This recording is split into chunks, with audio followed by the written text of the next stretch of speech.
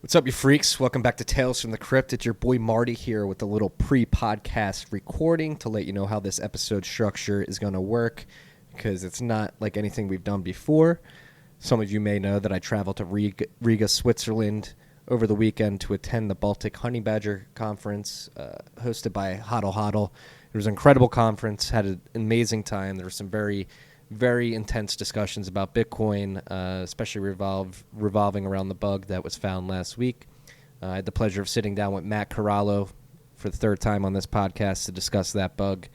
So that's the first 15 minutes of this episode. And then the last half hour of the episode, I sat down with somebody who fascinates me in this space, Hasufly, somebody that got into Bitcoin only 10 months ago, but has since bootstrapped a knowledge that is all-encompassing of the space.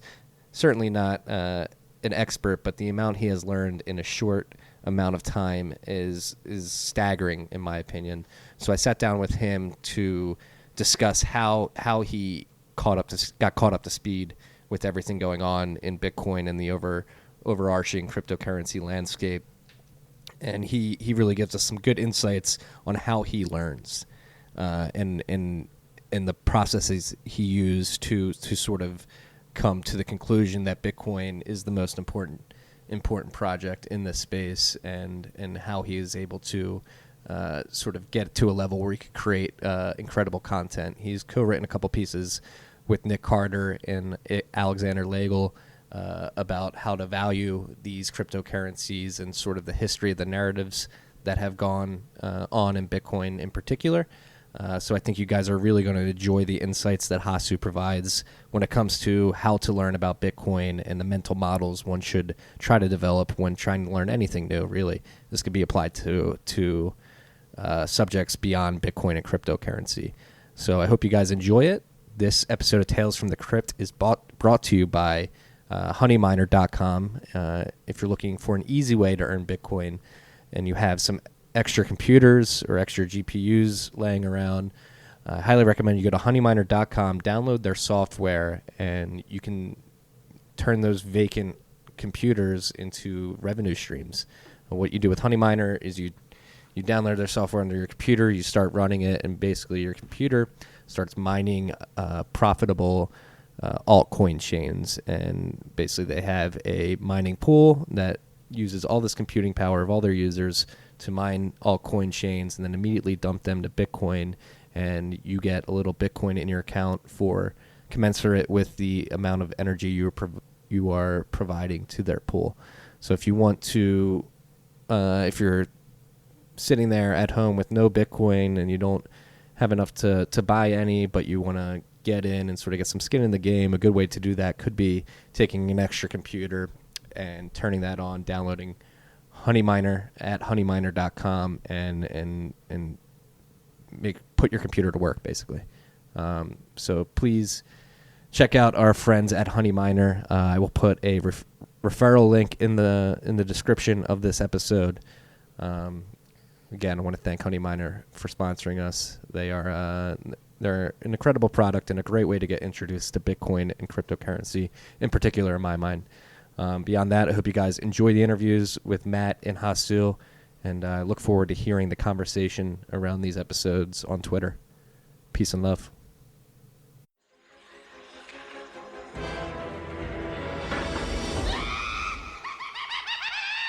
Tales from the Crypt. What's the difference between me being drunk and stupidly tired? It's the same thing, right?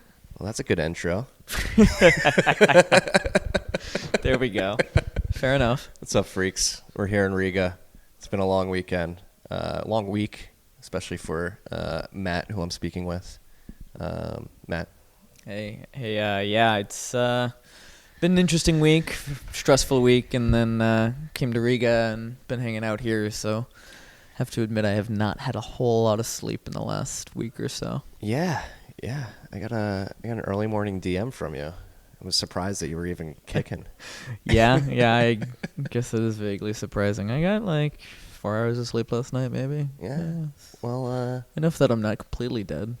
It's good to see you're still standing. And good to see Bitcoin still standing. Let's jump into the bug, CVE bug. Yep. Initially disclosed that there was a denial of service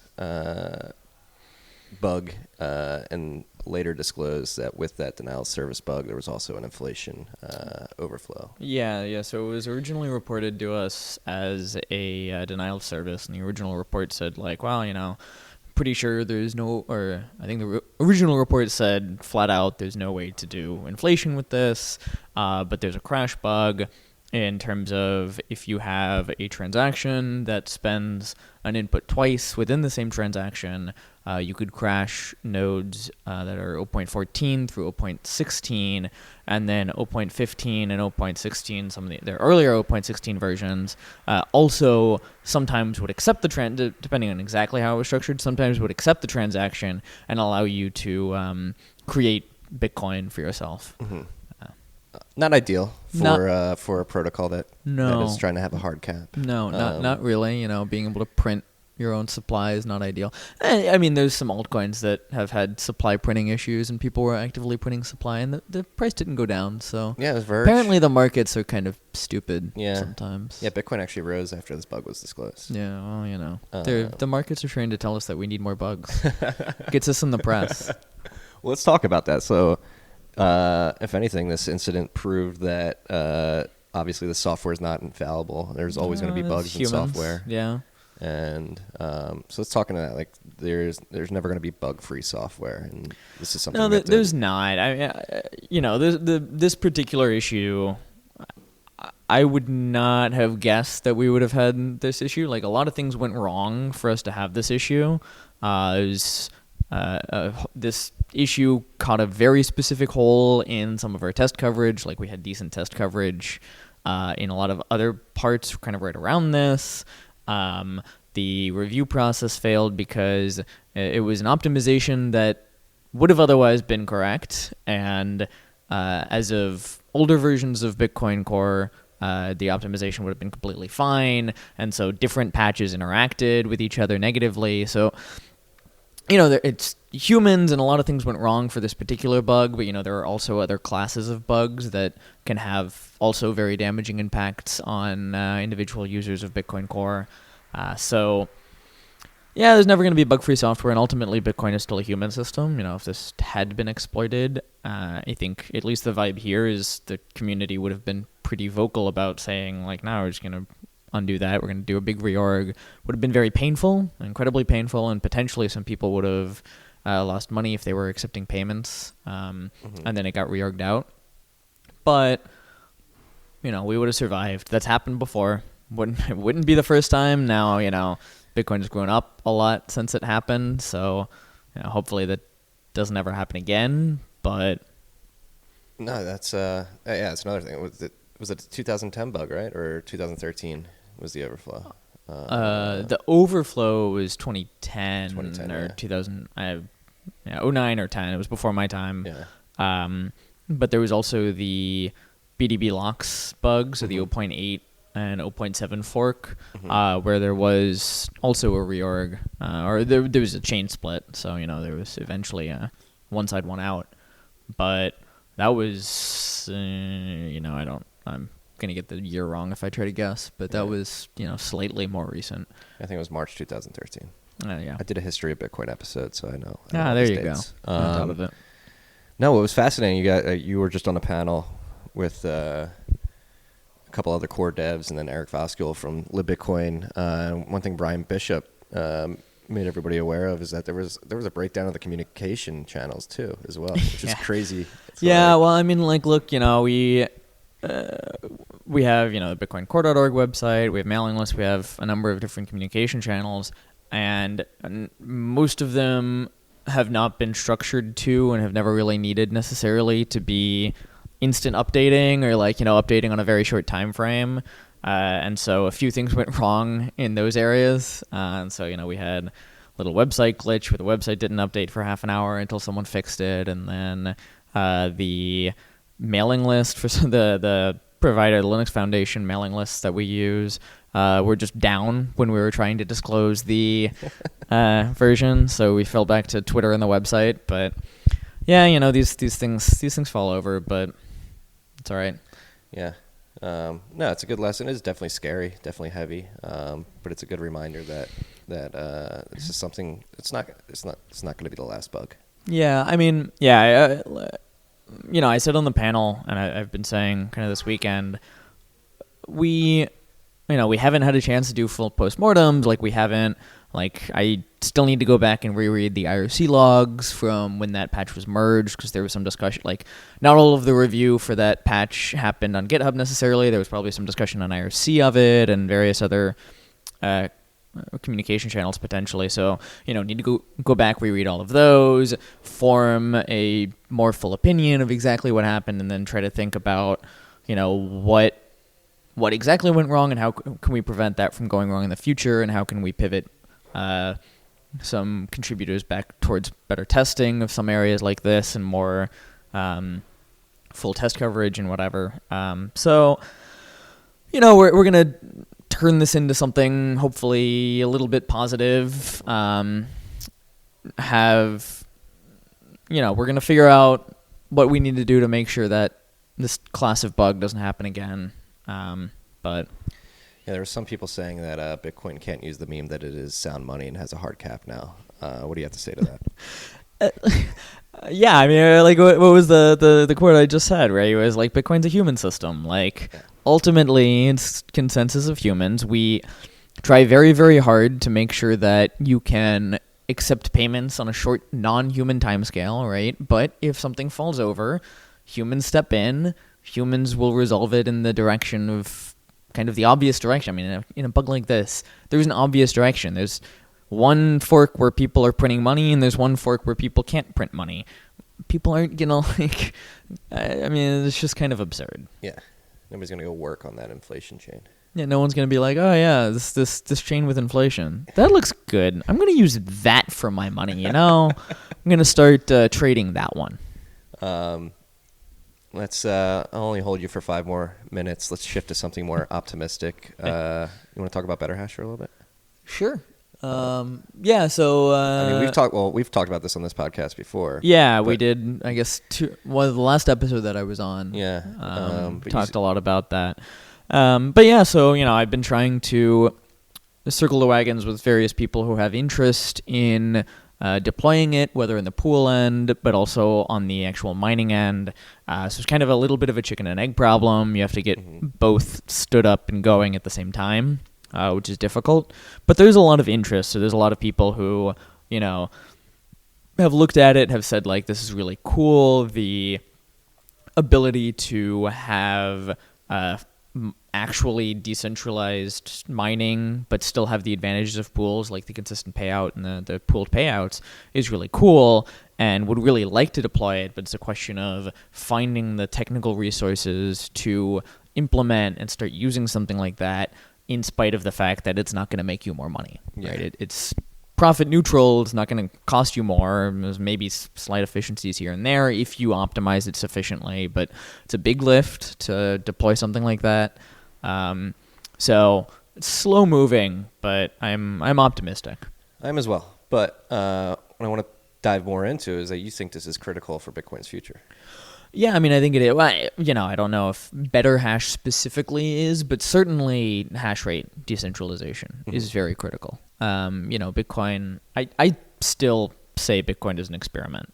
Yeah. I think there was a quote I had on my talk yesterday that people were excited about on Twitter, or sharing a lot on Twitter at least. That was something to the effect of look, we still don't know if we can construct a system that is actually censorship resistant. Yeah. Right? A lot of people, I would say maybe a majority of people who use Bitcoin, who maybe with the exception of some traders, with the exception of just kind of the investment angle, most of the other use cases of Bitcoin are kind of enabled by censorship resistance at some level. And to some extent, Bitcoin is censorship resistant today, but that's more of an artifact of community norms and regulators haven't caught up yet and whatever. But those things are temporary. The next generation of Bitcoiners, next generation of regulators can take that away. Mm-hmm. And so if we don't have hash rate decentralization, I'm not very confident that this property holds in the long run. And Bitcoin is still experimental in that sense. Some people are trying to do proof of stake. I think that's even worse from that angle. Capital is pretty freaking centralized. Yeah. But yeah, so, and I think hopefully Betterhash is one way that we can move the needle on that. I am still pretty confident in the future of hash rate decentralization, because hash rate itself is actually not as centralized. People look at the pool graphs, and yes, those are what matter today. But if we switch to something like Betterhash, well, all of a sudden those pool graphs, what really matters is the actual miners that make up the pool and not the pool. And that is actually reasonably decentralized today. Pools or individual farms, there are some massive individual farms, but they don't represent 25% of the network in one farm. That's what you were saying on the last time you were on, is that there's economies at this scale in the mining, especially around energy. Like you can't, if you want to get 300 megawatts, you just might not be able to find it one place. Yeah, and cheap energy often comes in medium scales, not going to show up somewhere and get 500 megawatts of cheap energy unless you literally buy a dam. Yeah. And that's fine, but you're still not going to be 25% of the Bitcoin network. I believe we're almost 10 months to the date of the first time you came on this podcast, and then you gave Bitcoin a 5% chance of becoming successful in the long run. I think... Is that higher or lower at this point? It's a little bit higher. Because of the failure of 2x. Yeah. I think through 2x, through all of that drama and all of that noise, was really positive for kind of setting a precedent of how Bitcoin should be governed. So I'm working on an opinion piece that I guess I'll go ahead and tease. I'm working on an opinion piece right now that's kind of a retrospective on the last 10 years of Bitcoin, that includes a kind of a discussion of like, look, this whole SegWit activation, in spite of most Bitcoin core contributors being relatively strongly against the method of activation, BIP 148 plus the seg signal initial 2x SegWit part, and it only happening when kind of everyone got to claim they won. Yeah. So you have your miners and businesses claiming that it was only because of 2x that it activated, and you've got a bunch of very vocal Twitter users and Bitcoin users who are claiming that it only activated because of BIP 148, and it finally activated when everyone kind of was in favor of it activating and got to claim they won. And then also the failure of the second half of 2x, the hard fork, that got called off in spectacular fashion. Off by one. So off close. by one. Yeah, So close. It happens. Bugs happen, right?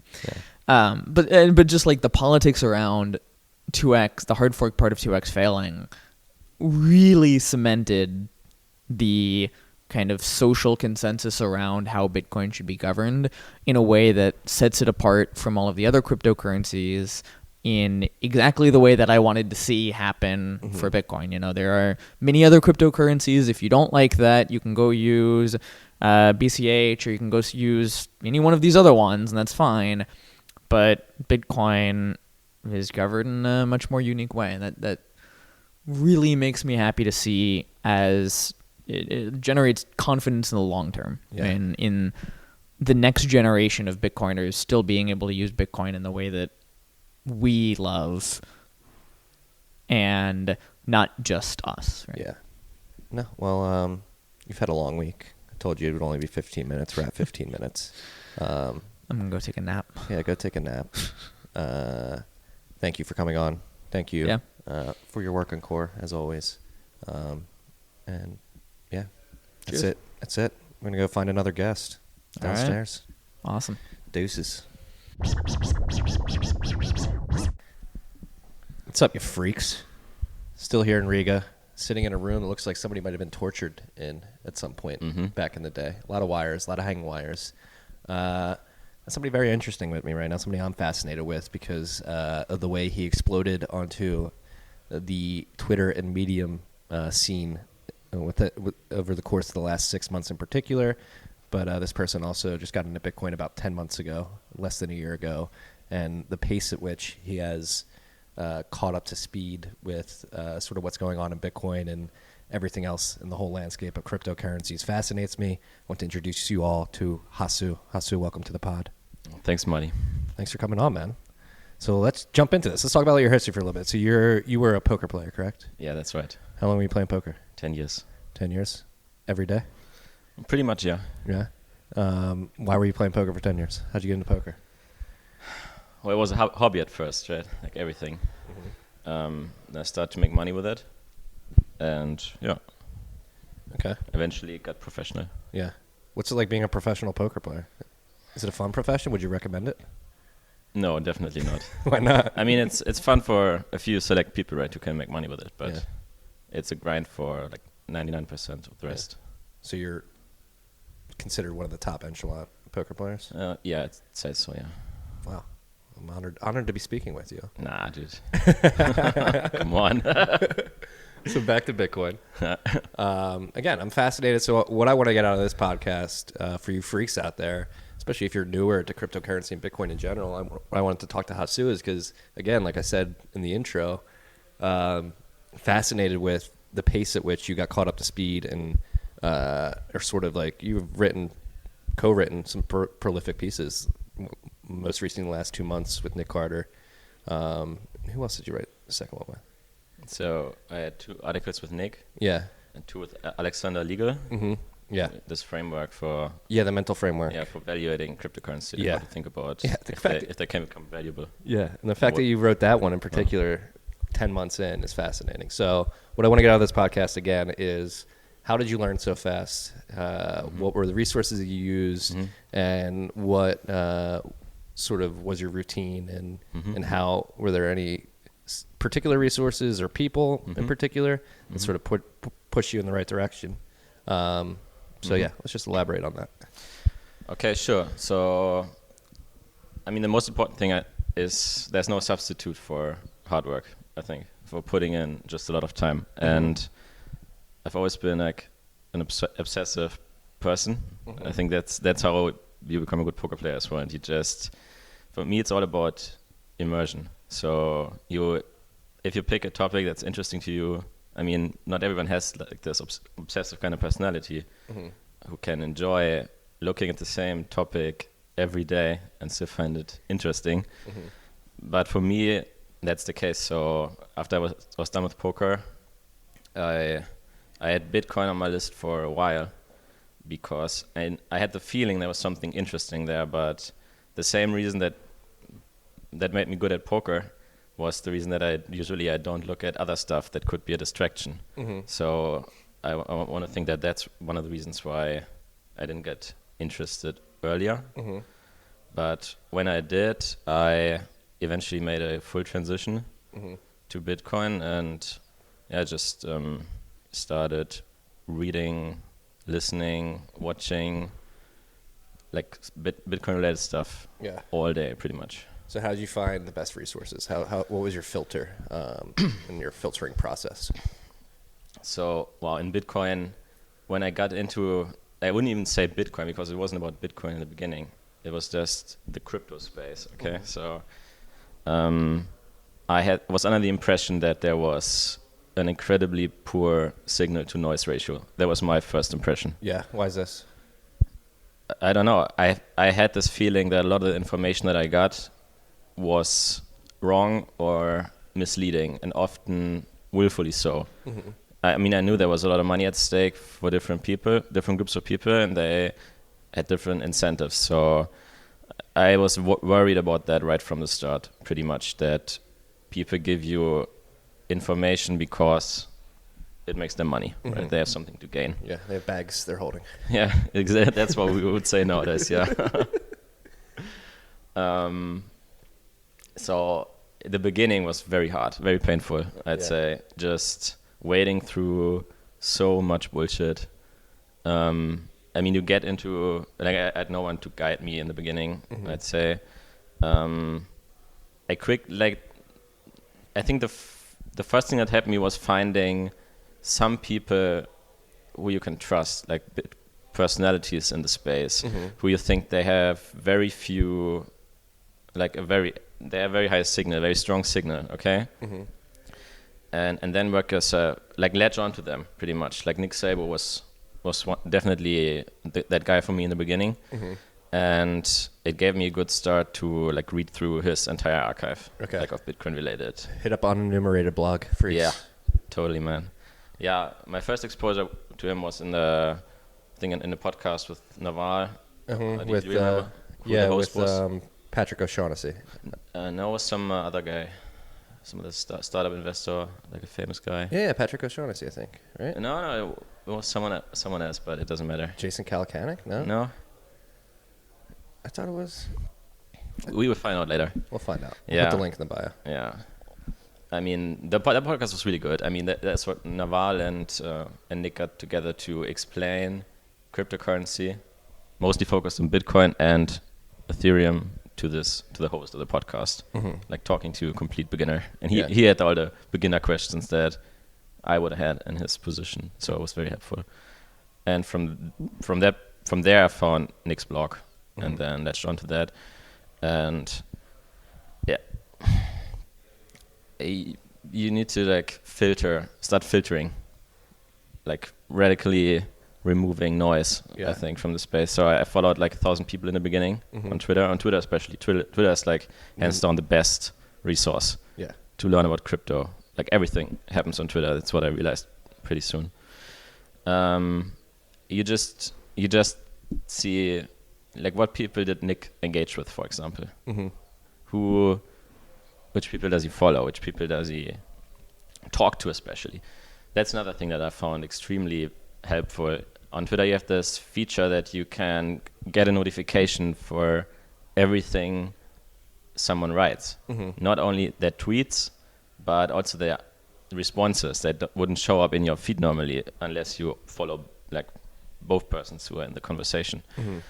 I did that very excessively. I still do that today. So when I want to learn how someone thinks, who's active on Twitter a lot, then you activate notifications for them. Okay. And then you get notified. I've never done this. Dude, it's so good. Seriously, you should try. Then you can't do this for too many people at the same time. Just one or two, okay? And then you just get notified for every single thing they write.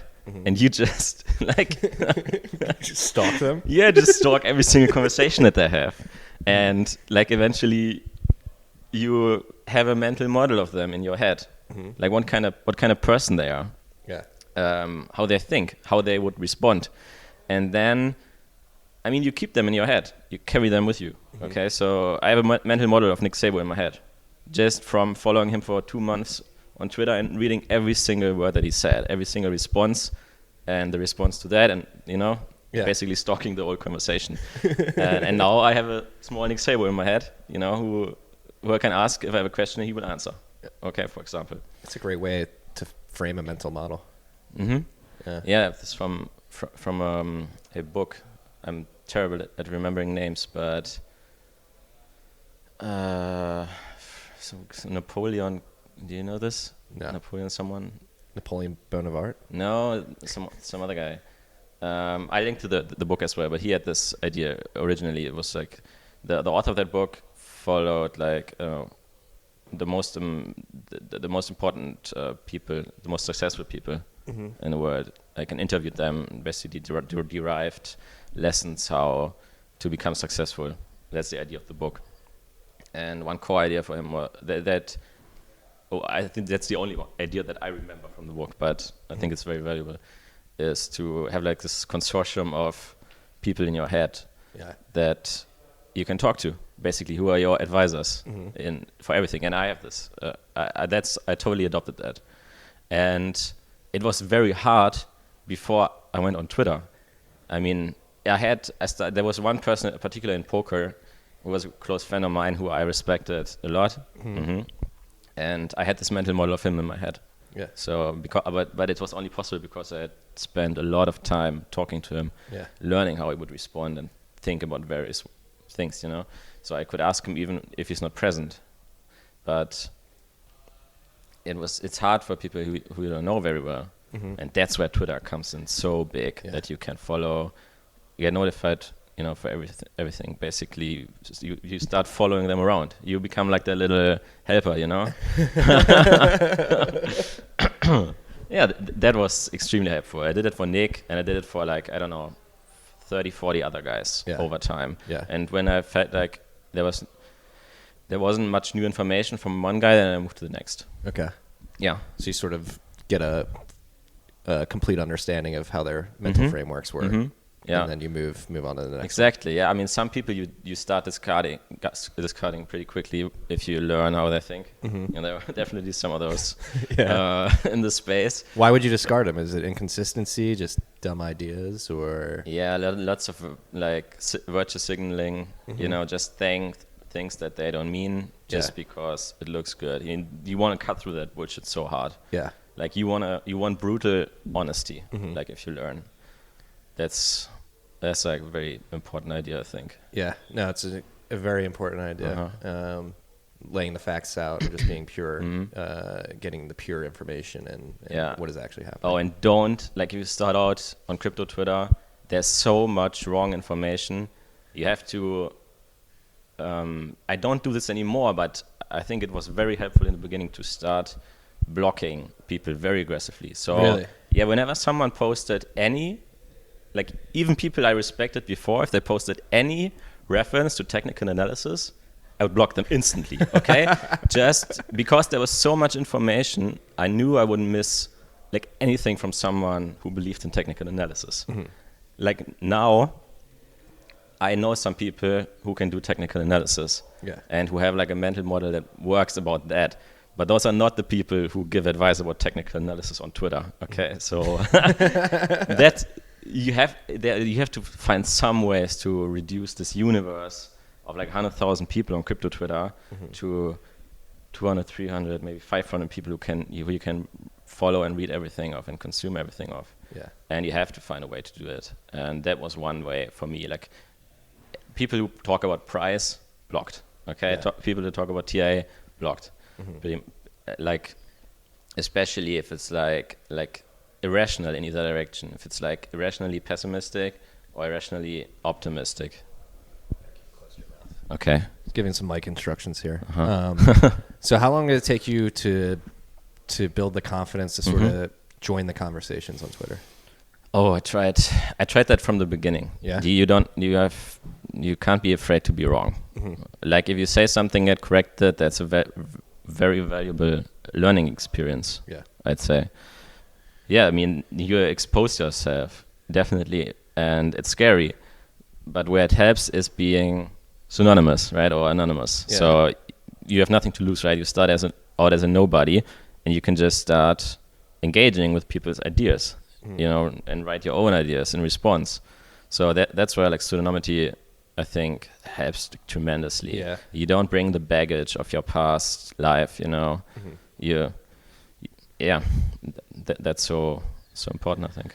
No, it's and again, it is very important because that gives you the confidence to interact, and then it's a meritocracy. It's a meritocracy of ideas, and you've quickly climbed the mountain of this meritocracy. Well, yeah, I'd definitely say it's a meritocracy. Yeah. On Twitter, and especially in the Bitcoin, in the Bitcoin universe. Yeah. Yeah. So beyond you being in the space and being interested in Bitcoin right now, are you driven ideologically, by sound money or censorship resistance or sovereign money?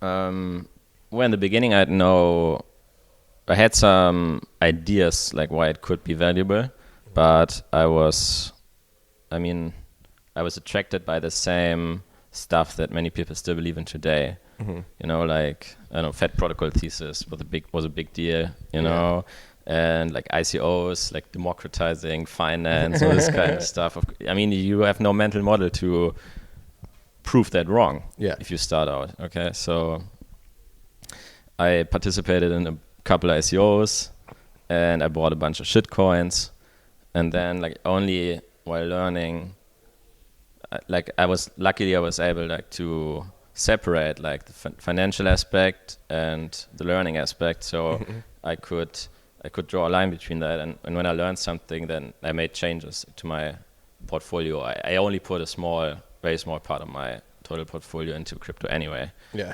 But I ended up reducing.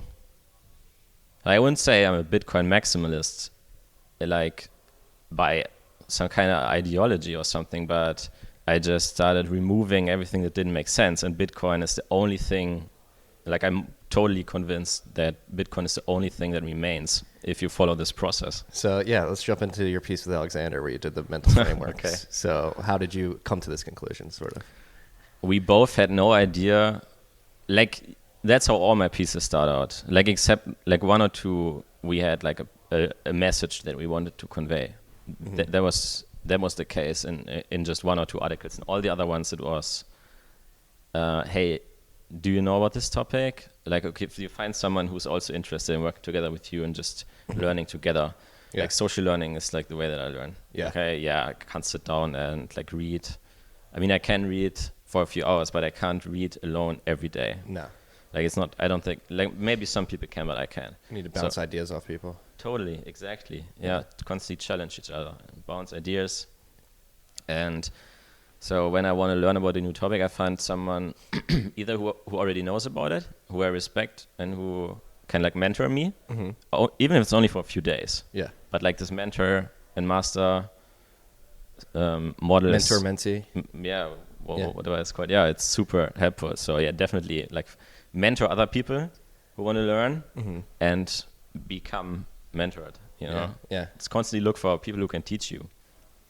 So, but in most articles it was the case that I looked for someone who was on my level and who was also struggling to learn about a certain concept. And in the example of this valuation framework, we both were intellectually or like on a subconscious level, we were completely convinced that it doesn't, like tokens cannot accrue value unless they are being used as money. But we couldn't explain it in a way that was satisfying to us. And that started, I don't know, a 3 weeks process where we tried to argue from first principles why it's impossible. Yeah. And let's talk about, sort of walk us through this thought experiment in particular, because you start out with like a very, very wide view of a token economy and basically narrow it down to the only way this works. Yeah, if I mean, it's I don't money. have all the premises in my head right now because it's a We don't have to touch on all of them, but we can. Yeah, I mean, the first idea was like draw a comparison between a decentralized protocol and like a company, you know, something where value is. I mean, yeah, pretty much we dove into that in the second article because we thought it wasn't sufficiently worked out in the first one. There was still some holes in the logic there. That's why we made the second article that showed like exactly the difference between a decentralized protocol and a company, and that the company has to create value, but also capture it. Okay. Exactly. Yeah. And I think in the first one we walked through like what needs to happen for the price to go up, for example, and we showed that like if tokens are only used as working capital to basically held for a short time, then there can never be like sufficient pressure on the price to Upward make pressure. it go up. Yeah. And that in turn makes like the protocol itself insecure, and like you can never have this virtuous cycle that you have in Bitcoin, you know, where the price goes up, protocol gets more secure, and so on. Yeah. So yeah, protocols need to be removed. Tokens need to be removed permanently from circulation. They need to be held. I think VJ called it like in reserve or whatever, but they need to be held by people. Like their use case needs to be holding and not using. Yeah. Okay. And then you can have the sufficient upwards price pressure to make these tokens investable. And to turn them into money. So that's another thing I like to expound upon. Oh yeah, that was the second part, right? Yeah, it's Why only one money token is gonna yeah. accrue any significant value. Yeah, and another thing that gets lost on people is that it's going to take time for this to become money. Like, Yeah. and we are in the price discovery phase. So even though Bitcoin's very volatile right now, and people are holding. Holding's okay. Yeah. Dive into why holding's okay, because this has been a terrible meme that's been propagating. I think I want to take a step back, because at this point I realized like how valuable it was that I learned at least a little bit about Austrian economics. Okay. Like I had zero exposure to it in the beginning when I started out in crypto, but I realized that like people in the space were attracted to it, so I had to at least check it out. And I started learning about it, and at the same time, or a little bit later, I took also like an online course, like a MOOC.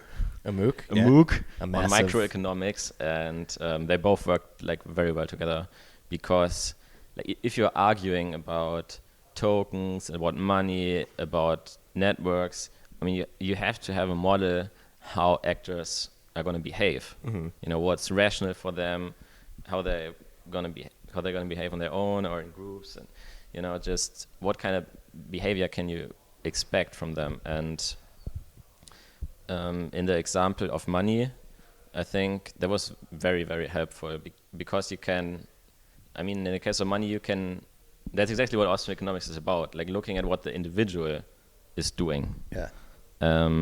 And not some kind of aggregates, you know, Yeah. arguing from statistics, but you isolate one economic actor, and you can do that for like everyone in the economy, but everyone has their own incentives and is their own agent. And in the example of money, I don't know, I know which money I would accept as payment, which money I would want to hold and which one I wouldn't hold, and it's of course the biggest, most liquid, most saleable one. And that's, I mean, I know that it's rational because I went through the process. I bought a ton of shit coins who are like all inferior forms of money, and I started discarding them one by one until one money remains. And I mean, maybe I went through the process faster than other people, but I'm convinced that they will eventually go through the same process, and that's why I believe that all monies will collapse into one. Yeah. And that's sort of the ethos of the newsletter, of the Bent, and this podcast, is to try to help speed up that process. And I think this conversation in particular is very, very enlightening. Will be very enlightening for some people. Oh, if you don't follow Marty's Bent newsletter, I have to give a huge shout out to him, because it was the first newsletter that I followed, and for the first, I don't know, 3 to 4 months, it was the only one that I followed. Thank you. I tried following many of them, but I just unfollowed them relatively quickly. And this was the only one that I was sub to the entire duration. And when I started out, I ran one episode, but then I thought, okay, I can't wait, can't wait until tomorrow. So I went on your homepage and read the last 50 ones in a row. Thank you. Yeah. Humbled that it helps you out. And I had an effect on your learning experience. It It's totally crazy to did, think. man. And you also, this is like a huge example about how learning works, I think, because you're like a perfect example of that, and like a great example for the community, because you have to incentivize yourself to learn. Like you have to learn. Learning is not always fun, you know. No. I mean, being rewarded is fun, but learning doesn't always result in rewards. So you have to create your own incentive loop, you know, Yeah. your own kind of process that rewards you for learning. And Twitter is one fantastic way, because if you learn about something, then you can, you know, tweet it out, you know, and people like it, you know, retweet it. It's totally addicting. And even like when you get to a certain point, then you can also write an article about it. Like even if it's a very short one, just write about a topic that you learned about and then put it out. And then other people will say, wow, I learned something. Thanks, it was helpful. That's one outcome.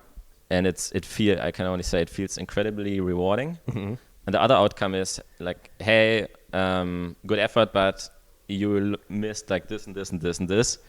And then it's also rewarding, because you just, Learned a bit. you just learned more. Yeah, exactly. So you have to love learning, but you can definitely stimulate the process by getting into a feedback loop. Yeah. Yeah, no. Again, thank you for the kind words. No, but that has the newsletter is a feedback loop for me. It is not fun getting up early and writing that every day, but it is worth it, I think. I mean, yeah, you always tweet about it as well, and then you get a lot of likes, retweets, and comments every day. Yeah, and that gotta be rewarding, right? and I'm not always right. The newsletter to me is like really raw. I just write it. I don't even read it before I hit submit. I just write. It's a free flow consciousness, and then hit submit and see what people think. But that's the best way. Yeah, like you can't polish until you're totally satisfied. Yeah, like, ain't nobody got time for that. No, ain't nobody got time for that. Yeah. I mean, yeah, you have to expose yourself. Right? Get your ideas out there. Like, let your ideas speak for you. Propagate, and be evaluated by others, you know. And if they suck, then yeah, you're gonna get criticized, but you're gonna do better next time. You know, like being criticized is of course very you gotta have important. I don't want to say you have to have thick skin, but you just have to be open to constructive criticism, which is something you should be open to in all forms of life, not only Bitcoin. Yeah. All areas of life, all forms of life. You shouldn't be constructively criticizing other animals or anything like that. So probably got like 5 minutes left here. Like beyond all the resources you just described, is there anything else that helped massively, or? So, what I struggled the most with was because I'm not technical. Okay, so what I struggled the most with was understanding how Bitcoin works on a protocol level, like the ins and outs.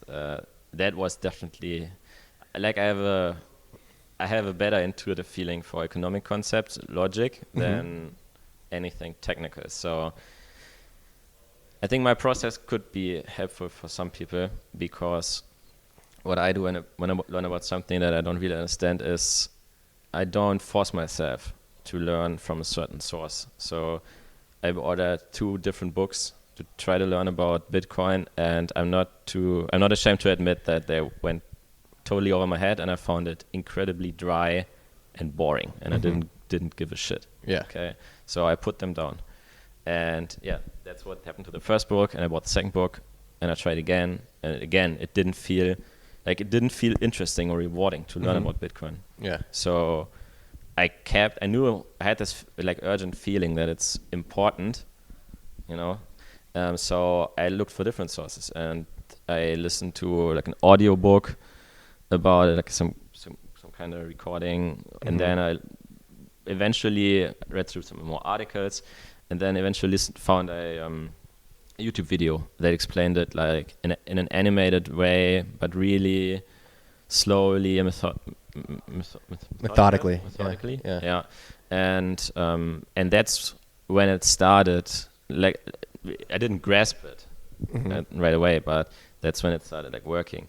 And then I, like, for each minute of the video, I wrote it down, what I thought was how it worked, you know, and the video was 40 minutes, but I don't know, spent like 8 hours going through the video again and again. Just, yeah. Damn. And now it feels more intuitive to me. Yeah. You know. Well, your dedication to learning is inspiring.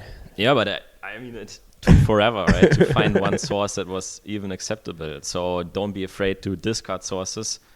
Don't force yourself to read boring stuff. Yeah, read boring stuff. I mean, there's so much stuff out there that you will eventually going to find something that speaks to you. It was the same in poker. Like, many concepts didn't click for me the first 10 times that I read it.